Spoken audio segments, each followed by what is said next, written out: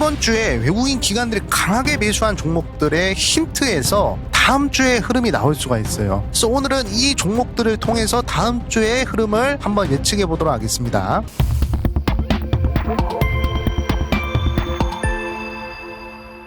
네, 반갑습니다. 구독자 여러분들, 수익민입니다. 자, 오늘은 광복절입니다. 하루 쉬었다 가는 날이죠. 자, 일단 이렇게 쉬는 날에는 항상 이번 주에 어떤 흐름이 나왔는지를 한번 분석해 보는 것이 중요하다라고 생각을 하고 있습니다. 자, 그래서 오늘은 여러분들과 이번 주에 외국인 기관들이 매수를 많이 한 탑5 종목을 한번 분석을 해보는 시간을 가져볼까 합니다. 그런 종목들을 우리가 분석을 하고 그리고 그 종목들의 산업 흐름을 보면 향후 주도주와 주도 산업을 어느 정도 유출을 할 수 있지 않을까라고 생각을 하고 있습니다. 자, 그래가지고 오늘은 이렇게 외국인 기관들의 매수를 많이 한 그런 종목들을 한번 알아보는 시간을 가져보도록 하겠습니다. 항상 주식 투자를 하는 부분들에 있어서 과거의 데이터를 우리가 어떻게 해석을 하느냐에 따라서 미래를 대응할 수 있다라고 생각을 해요. 그래서 저는 과거의 흐름이 나왔던 데이터를 분석하는 것을 정말 중요하게 생각을 하고 있는데 우리 구독자분들께서도 이 부분에 대해서 한번 생각을 해보시는 것이 좋을 것 같다라고 말씀을 드리겠습니다. 자, 일단은 미국의 이야기를 먼저 해보도록 하겠습니다. 또 중요한 지표 발표가 하나 있었죠. 바로 PPI 지표가 발표를 했습니다. 7월달 생산자 물가가 0.9%가 상승했다 이렇게 얘기를 하고 있어요. 소비자 물가지수 같은 경우는 어느 정도 예상치에 부합을 하는 그런 흐름이어서 야 이거 이제 9월달에 금리나 하는 부분들에 있어서 확실해지겠다. 라고 이렇게 투자자들이 생각을 했는데 웬걸 7월달에 생산자 물가지수를 보니까 너무 많이 올라갔다는 거예요. 2022년도 이후 최대 폭으로 이렇게 생산자 물가지수가 상승을 했습니다.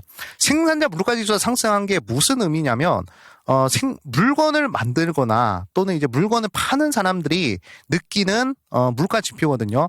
우리가 만약에 뭐 A라는 물건을 만들어서 판다라고 생각을 했을 때 원래는 A라는 물건을 만들 때 50원 들었지만 뭐 운임비라든지 아니면 뭐 원자재비라든지 이런 부분들이 상승하게 되면서 A를 만드는데 50원이 아니라 이제 100원으로 늘었다.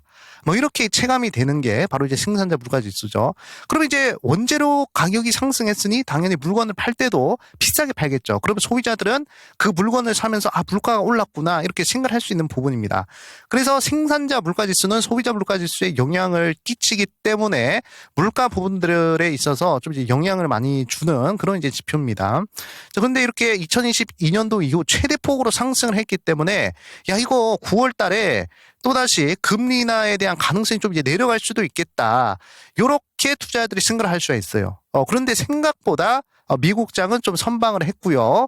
자, 그리고 이제 PPI 세부 항목을 좀 보니까 항공 운임 비용이랑 포트폴리오 관리 비중 이게 이제 특정 품목에서 좀 영향이 컸지 이를 제외하고 대부분의 이 물가 지수 같은 경우에는 좀 예상치 범위였다 이렇게 얘기를 하고 있습니다. 그러니까 특정한 몇몇의 이런 물가 지표가 좀 크게 튀어서 전체적으로 평균치가 올라갔다라는 이야기인 것 같습니다. 그래서 뭐 일각에서는 뭐 특정 품목만 이랬기 때문에 개인 소비 지출 부분에는 좀 영향이 제한적일 것이다 이렇게 얘기를 했습니다. 그래서 일단은 수치상으로는 이렇게 크게 나왔는데 앞으로 향후 발표될 그런 지표 부분들에 있어서 어떤 영향이 끼칠지 한번 좀 이제 보셔야 될 것 같습니다. 근데 제가 봤을 때 한 8월 달이나 9월 달, 10월 달 이런 부분들에 있어서는 어차피 상호 관세가 부과가 되었기 때문에 당연히 물가 지수가 상승할 수밖에 없어요. 그래서 이렇게 물가가 상승하는 부분들에 있어서는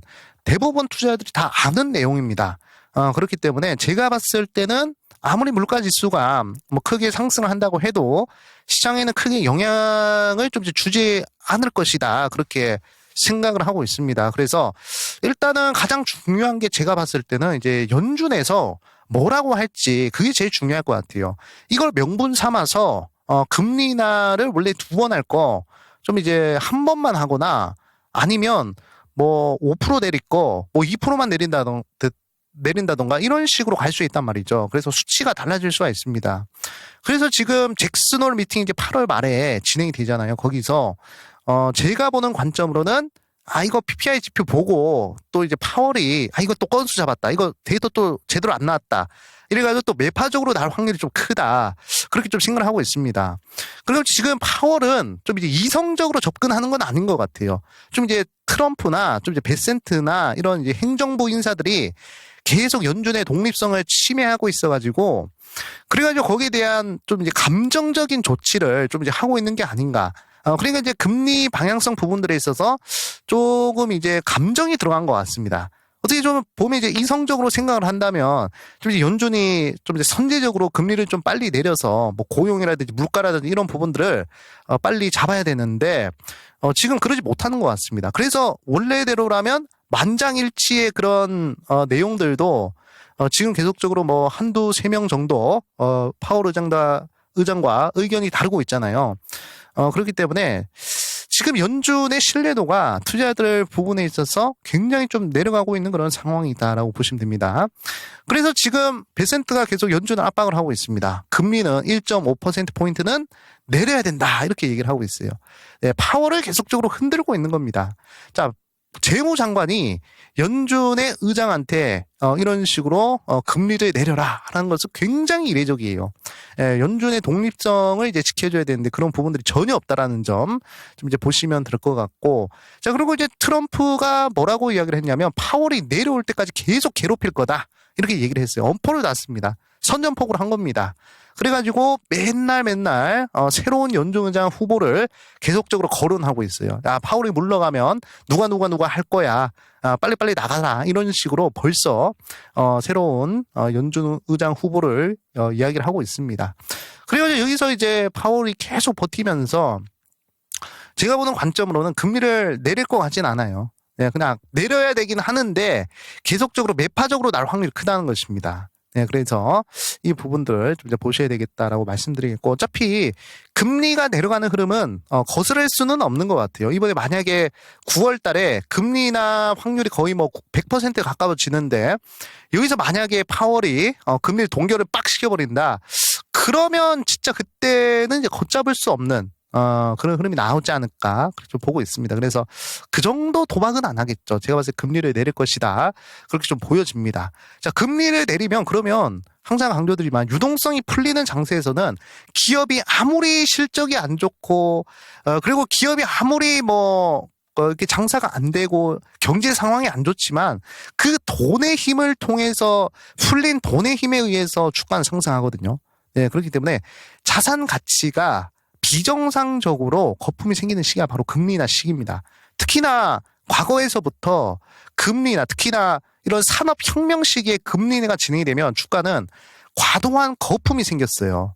과거에 이제 자동차 나왔을 때 그때도 금리를 진행하고 나서 굉장히 큰 거품이 만들어졌죠. 그다음에 IT 버블 때도 마찬가지입니다. 인터넷이란 게 나오고 개인 PC란 게 나오고 나서 3차 산업혁명 시기에도 금리를 내리고 나서 어떻게 됐습니까? 증시가 크게 거품이 나왔어요. 물론 그 거품이 생겼던 부분들은 다 꺼지긴 했지만요. 그리고 지금은 4차 혁명 시기입니다. 4차 혁명 시기고 그리고 AI 혁명 시기란 말이에요. 이때 이제 금리를 팍팍팍 내리면 그러면 또 이제 거대한 좀 이제 자산 거품이 좀 이제 생길 수가 있다. 그래서 지금 어느 정도 잘 버티는 사람들이 그 거품을 좀 이제 맞이할 수 있지 않을까라고 생각을 하고 있어요. 이미 오르고 나서 들어가봤자 소용없어. 이렇게 흔들 때 상승과 하락이 반복되는 이런 상황에서 불확실성이 큰 이런 상황에서 여러분들이 베팅을 잘 하셔야 그래야 돈을 벌 수 있다라고 생각을 합니다. 그래서 저는 개인적으로 뭐 한국 주식이 됐든 미국 주식이 됐든 뭐 코인이 됐든 뭐 부동산이 됐든 지금은 자산 투자를 하셔야 될 시기라고 생각을 합니다. 현금을 가지고 있어봤자 소용이 없어지는 그런 시기다라고 저는 생각을 하고 있습니다. 자, 그리고 뱅크 오브 아메리카에서 뭐라고 얘기를 했냐면 연준이 금리를 내리면 미국 증시에 대기자금 7조 달러가 유입될 것이다. 이렇게 얘기를 하고 있습니다. 자, 7조 달러면 어마어마한 거. 거의 뭐 1경에 가까운 자금이거든요. 그래가지고 7조 달러가 미국 증시로 유입이 된다. 미국 증시뿐만이 아니라 전 세계로 돈이 또 흘러가겠죠. 그렇기 때문에 금리를 내린 것이 굉장히 중요하다. 그러니까 금리를 내리는 순간 주식이라든지 코인이라든지 자산 가격들이 다 상승을 한다라고 보시면 되겠습니다. 그리고 우리 한국도 마찬가지. 한국도 3년 만에 증시 대기 자금이 70조가 넘어간다 이렇게 얘기를 하고 있어요. 그러니까 증시 대기 자금이 다 넘쳐나고 있습니다. 그러니까 어느 정도 트리거가 딱 생기면 그러면 이 증시 대기 자금들이 주식 시장으로 확 몰리면서 시장의 강력한 상승 흐름을 만들어낼 수 있다는 것이죠. 그렇기 때문에 지금 아직까지는 거대한 트리거는 없습니다. 근데 제가 봤을 때는 이 금리 인하, 미국도 그렇고 미국이 인하하면 우리나라도 인하하겠죠. 네, 그리고 돈을 푸는 시기에 맞춰서 다시 한번 더 증시와 자산시장이 거대한 그런 상승이 나오지 않을까라고 생각을 하고 있습니다. 그래서 지금 사실 이제 여러분들이 현금을 가지고 있으면 몰빵하는 건 위험하겠죠. 하지만 여러분들이 좋게 보는 그런 산업이나 섹터 부분에 있어서는 천천히 나누어서 한 6개월, 7개월 정도 나누어서 산다라는 생각으로 좀 이제 접근을 하신다면 그러면 제가 봤을 때는 내년이나 내후년쯤으로 해서 돈의 힘으로 상승할 때 거대한 유동성으로 상승할 때 좀 재미 좀 볼 수 있지 않을까 그렇게 좀 생각을 하고 있습니다. 그래서 지금은 뭐 제가 봤을 때 미국 주식이나 한국 주식이나 의미가 없는 것 같아요. 코인이나. 어차피 다 같이 상승할 것이기 때문에. 자, 그렇기 때문에 그 진입 타점만 여러분들이 잘 보시면 될 것 같고, 내가 진입 타점을 잘 못 잡겠다. 그러면 나누어서 산다 생각하시면 돼요.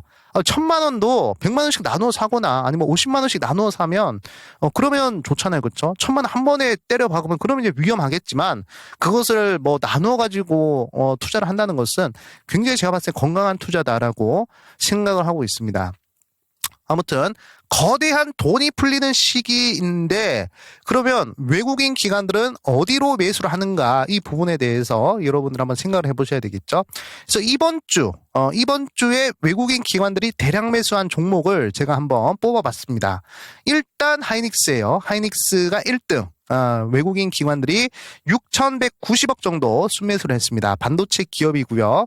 자, 그다음에 카카오입니다. 자, 카카오는 1,750억 정도 순매수를 했습니다. 자, 카카오 같은 경우는 AI 소프트웨어 기업이고요. 자, 그다음에 현대차는 870억 정도 순매수가 들어왔네요. 자동차 기업입니다. 자, 그리고 ABL 바이오입니다. ABL 바이오는 720억 정도 들어왔습니다. 바이오 기업입니다. 자, 요 부분들을 보면서 우리가 좀 어떤 부분들을 유출을 할 수가 있어야 되냐? 일단 반도체 쪽으로 해서 외국인들이 매수를 많이 했네? 이 부분들 보셔야 되겠고요. 자, 그다음 바이오 종목들 쪽으로 해서도 외국인들을 매수를 많이 했네, 기관들이. 이런 부분들을 보셔야 돼요. 이 종목들이 중요한 것도 있겠지만, 요 이제 산업군들, 이 산업군들을 보고, 외국인들이 이런 산업군들 쪽으로 관심이 좀 많구나, 이런 부분들을 보셔야 되겠고. 자, 그러면, 반도체 쪽으로 돈이 많이 들어왔잖아요. 하이닉스 쪽으로 해서. 자, 그러면, 다음 주는 어쩌면 반도체 종목들이 좀 강한 흐름이 나올 수 있겠구나. 이렇게 여러분들이 생각을 할 수 있어야 됩니다. 왜냐? 외국인들이나 특히나 기관들, 특히 메이저 기관, 사모펀드, 연기금, 그 다음에 투신, 얘네들은 장기성 자금이에요. 장기성 자금이 한번 강하게 들어온다는 것은 뭐 치고 빠지는 흐름이 아니에요. 계속적으로 한 2, 3개월 정도는 꾸준하게 그 부분들의 산업군들의 매수를 하면서 주가 상승을 만들어내는 그런 흐름들이 많거든요. 자, 그렇기 때문에 이런 메이저 기관들과 외국인들만 추적을 잘 하셔도 우리가 다음 주 또는 다다음 주 또는 이제 6개월치, 1년치 흐름을 좀 예상을 해볼 수가 있습니다. 자, 그러면 보도록 하겠습니다. 최근에 흐름이 좋았던 게 이제 화장품 쪽이었죠. 화장품 방산. 이쪽으로 해서 흐름이 좋았는데 원전까지 해서 흐름이 좋았는데 그 부분들이 이제 안 나오고 있잖아요. 그렇죠? 원래는 항상 두산에너빌리티라든지 하나에어로스페이스라든지 뭐 그런 종목들 항상 이렇게 뭐 순위권에 있었는데 지금은 없잖아요. 그러니까 어느 정도 이제 수급 이동이 나오고 있다라는 것입니다. 네, 그쪽에서 매도세가 나오면서 이제 반도체라든지 또는 이제 자동차, AI 소프트웨어라든지 또 이제 바이오 이쪽으로 해서 좀 이제 괜찮은 흐름이 나오고 있다라는 것이에요. 그렇기 때문에 아마 다음 주는 제가 봤을 때 반도체 좀 눈여겨보셔야 될 것 같습니다. 반도체. 근데 이제 반도체랑 바이오의 관계를 보시면 항상 다르거든요. 항상 반도체가 상승하면 바이오가 빠지고 바이오가 상승하면 반도체가 또 이제 빠지는. 그리고 이제 시소 흐름이죠. 시소형 흐름이 나오는데 제가 봤을 때 요 두 개로 해서 매수를 해봐도 괜찮을 것 같아요. 그러니까 반도체가 상승하는 흐름이 나온다. 그러면 이제 바이오가 빠지니까 바이오 종목을 사고 바이오가 상승하는 흐름이 나온다. 그러면 이제 반도체를 매수하면서 반도체가 빠지니까 반도체 쪽으로 매수해서 다음 상승 흐름을 좀 이제 보는 이 시소 장세가 나올 수가 있을 것 같아요. 반도체와 바이오 간에. 그러면 매매하기 굉장히 편해요. 네, 되게 편합니다, 여러분들. 상승하는 거 따라잡지 마세요. 그러면 이제 엇박 타거든요. 만약에 반도체가 상승한다고 해서 반도체 확 잡아버리면 그걸 엇박 타는 거예요. 내려오니까. 그러니까 반대로 타야 됩니다. 반도체가 상승하면 내려가는 바이오를 사고, 바이오가 상승할 때 팔고, 반도체가 내려갈 때 사고, 이런 식으로 하면 아마 재미 좀 볼 수가 있지 않을까라고 생각을 하고 있습니다. 자, 그래가지고 이런 부분들 좀 이제 보시면 좋을 것 같고, 그럼 이제 각 종목들 간의 차트 흐름을 한번 보도록 하겠습니다. 자, SK 하이닉스 먼저 보도록 할게요. 자, 하이닉스 흐름 뭐 나쁘지 않습니다. 사실 저는 개인적으로 요 구간 들어왔을 때, 빨간색 라인 들어왔을 때, 그때 이제 하이닉스 좀 이제 눈여겨 보셔도 괜찮지 않을까, 그렇게 좀 생각을 하고 있었습니다. 자, 그런데 빨간색 라인 때리자마자 바로 상승해준 그런 모습이 나왔고, 자, 그다음에 이제 흐름을 보니까 이렇게 추세가 어차피 형성이 되어 있어요. 추세 자체가 어떻게 되어 있습니까? 추세가 어차피 장기 추세로 봤을 때는 길게 나와 있잖아요, 그렇죠? 자, 장기 추세 자체가 이제 길기 때문에 이런 식으로 계속 파동을 그리면서 상승을 하지 않을까, 그렇게 좀 보고 있습니다. 그래서 뭐 월봉 흐름이나 주봉 흐름이나 뭐 일봉 흐름 봤을 때 전혀 뭐 걱정 없는 흐름이다라고 생각이 들어요. 네, 그래가지고 하이닉스 같은 경우에는 잘 끌고 가시면 좀 이제 좋지 않을까, 그렇게 좀 생각을 하고 있습니다. 추세 라인으로 끄어봤을 때 한 여기 이제 추세 저항을 맞는 자리거든요. 요 구간이. 그래서 요 구간을 어떻게 돌파를 하느냐. 이걸 딱 돌파를 하고 또 이게 지지를 받으면서 이런 식으로 이제 상승하는 흐름이 가장 이상적인 흐름이 되지 않을까라고 생각을 하고 있습니다. 최근 들어가지고 빅테크들의 실적이 나름 나쁘지가 않고, 그 실적을 바탕으로 해서 AI 인프라 쪽으로 계속 투자를 하잖아요. 그렇죠? AI 인프라의 가장 필수가 바로 이제 전력기기랑 반도체입니다. 반도체 없이는 아무것도 안 돼. 그러면 이제 하이닉스 HBM이라든지 뭐 이런 부분들 계속적으로 필요하겠죠. 그래서 저는 HBM 쪽으로 해서는 계속 수요가 늘어날 것이고, 결국에 하이닉스는 정말로 제 개인적인 생각으로는 진짜 한 40조에서 45조, 아니 400조, 아니 400조란다. 한 300조까지는 일단은 충분히 좀 이제 가능하지 않을까, 그렇게 좀 생각을 하고 있습니다. 지금 200조거든요. 네, 그래서 요런 흐름, 여기를 돌파시켜서 아마 요 추세대를 타고 좀 이제 가지 않을까, 이렇게 좀 생각 듭니다. 근데 만약에 요 추세대를 또 이제 돌파하지 못하고 또 빠지면 또 시간이 걸릴 거예요. 아마 매집하는 기간이 좀 이제 필요하니까. 자, 그러고 나서 돌파 빡 시키고 때리고 반등하고 또 이탈시키고 매집하고 또 돌파시키고 지지받고 상승하는 요 정도 흐름이 가장 이상적인 흐름이 될 것이다, 그렇게 좀 보여집니다. 그래서 하이닉스 뭐 지금 흐름상 좀 이제 나쁘지 않다, 그렇게 좀 보여지고요. 여러분들 계속 좀 이제 긍정적으로 보셔도 좋을 것 같다, 이렇게 좀 말씀해 드리겠습니다. 자, 다음 종목 카카오입니다. 자, 카카오에 제가 뭐 강조를 많이 드렸으니까 여러분들이 이제 제 매수 타점이나 이런 부분들 제가 여기서 잡아드렸잖아요, 그렇죠? 자, 유튜브 영상에서 제가 여기서 강조를 많이 드렸습니다. 자, 그리고 여기 빨간색 라인 때리자마자 바로 반등하잖아요, 그렇죠? 흐름이 좋습니다. 자, 그런데 왜 네이버는 안 가고 왜 카카오만 가나요? 이렇게 물어보신 분들 계세요. 왜냐? 외국인들의 매수세 차이입니다. 네이버는 개인들만 주구장창 사요. 그러니까 안 올라가. 근데 카카오는 달라요. 카카오는 외국인들이 매수를 많이 하거든요. 그래서 반등을 하는 거예요.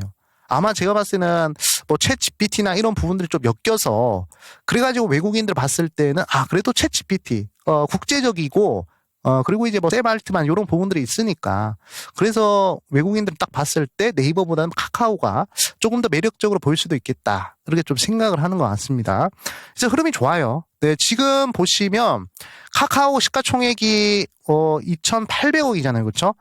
2,800억 아니지. 자, 28조입니다. 자, 2,800억이 아니라 28조입니다. 뭐 어디 네, 작은 종목도 아니고. 자, 28조 한번 보도록 할게요. 자, 28조에 0.3%면 얼마냐면 840억입니다.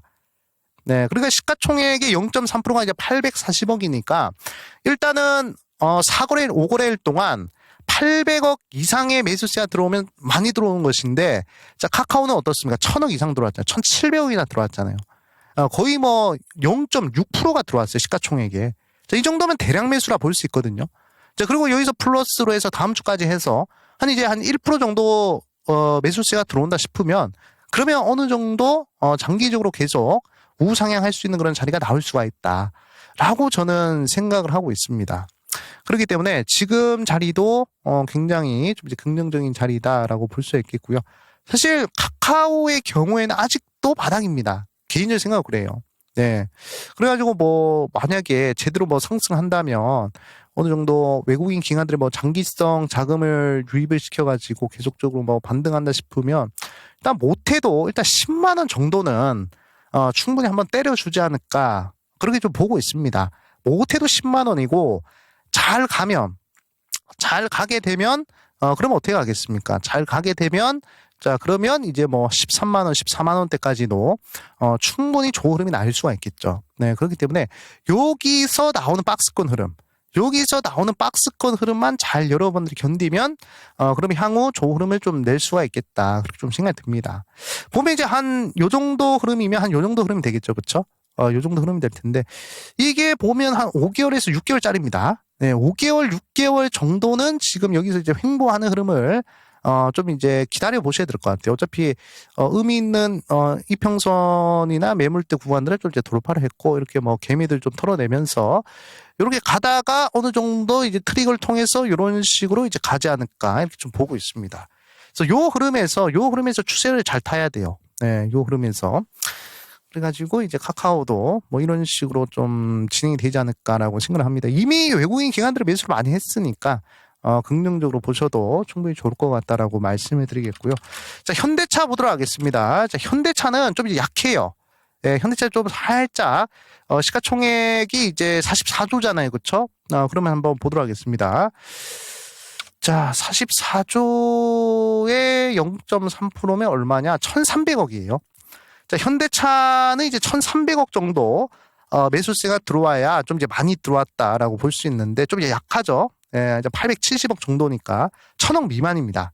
자, 그래가지고 조금은 이게 변동성이 좀 약할 수가 있겠다 이렇게 좀 생각이 들고요.